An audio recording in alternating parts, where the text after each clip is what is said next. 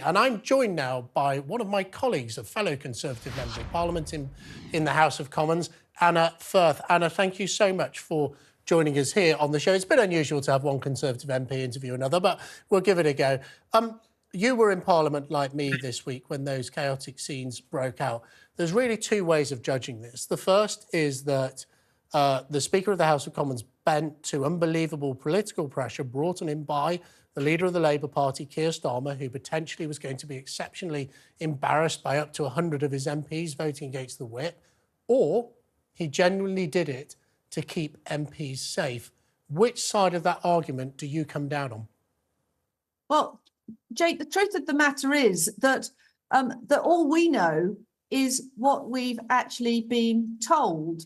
The Speaker has come to the House of Commons, apologised profusely, and told us that he made his judgment based on what he describes as his duty of care to members.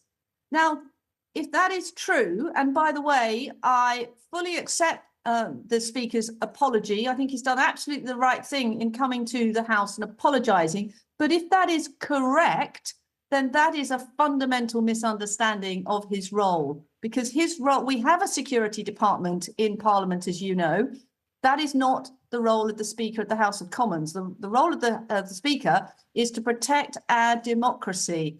And what the Speaker has effectively told us all, and it's understandable in some ways, you know, he's admitted he made a cataclysmic error, but basically he put a duty to members, a misguided duty to members above his duty to democracy. And clearly that is not right.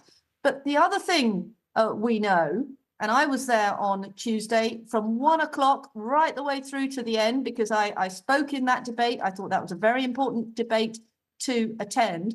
The other thing we know is that the Labour Party were absolutely tampering with procedure. And it wasn't just at the end when it came to the vote. It started right at the beginning of the session. Well, Anna, look, that's certainly a view that some people are taking. Keir Starmer's clearly denied it. You say that we know. What evidence do you think there is that that was taking place?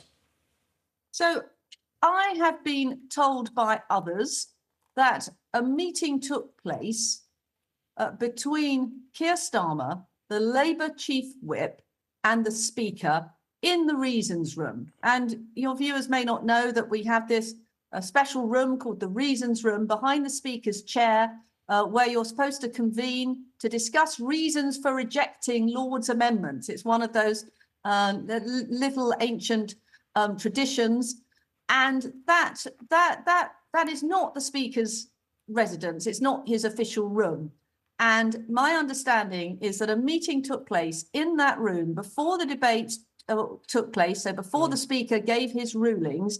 And the only people in that room were Keir Starmer, the Speaker, and the Labour Chief Whip, according to what I've been told. Now, that is not normal procedure. There should always be an official in the room. And we need to know what was said in that room, because Keir Starmer is a QC. You know, he himself paraded himself as Mr. Rules during COVID. But Anna, we do have a bit of an idea what was said in that room, because Keir Starmer has said that he simply urged the Commons Speaker to have the broadest possible debate by putting a number of options in front of MPs. In fact, I directly quoted him now. He said, "I can categorically tell you that I did not threaten the Speaker in any way whatsoever. I simply urged him to ensure that we have the broadest possible debate."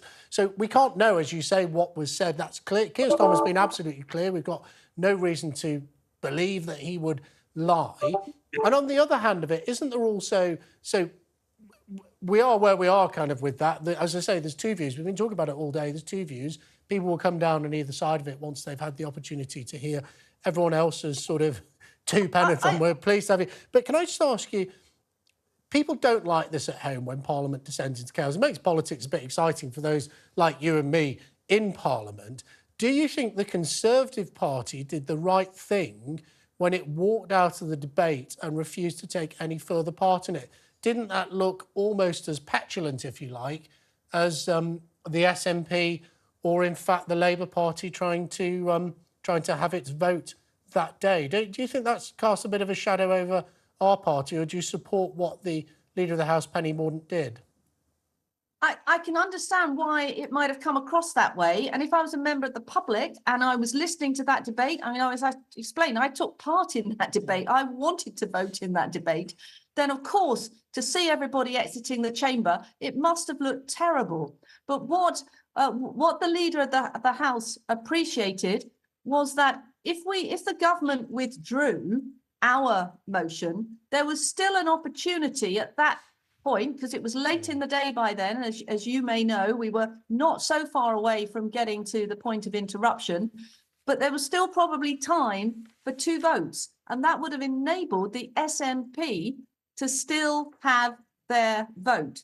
And my understanding is that was certainly one of the reasons why the government withdrew its amendment, to let the minority party have what they should have had from the beginning, which was the opportunity to vote on their motion. But there was another thing at play as well. Again, due to the shenanigans that have been going on all day from the Labour Party to delay the proceedings for this debate, because of this secret meeting, whatever it was, in the Reasons Room, which I do not believe should have happened, we were in a position by then where there was the possibility that we would have votes only on the Labour motion and possibly on the SNP motion, but that wasn't certain, and not even get to the government's motion.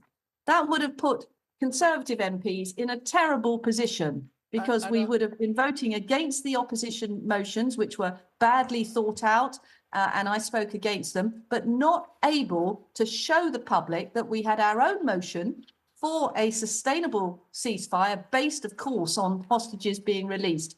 And not to have been able to put that would have been a terrible position. So it's for those... Okay, Anna, on that, and you're right to mention it, but I mean, ultimately, parliamentary procedure is something people like you and me and Alicia Fitzgerald, who's our political correspondent, find fascinating, but it isn't going to get the public. It's hard for them to understand. You've done a brilliant job of explaining it, for which I'm very grateful.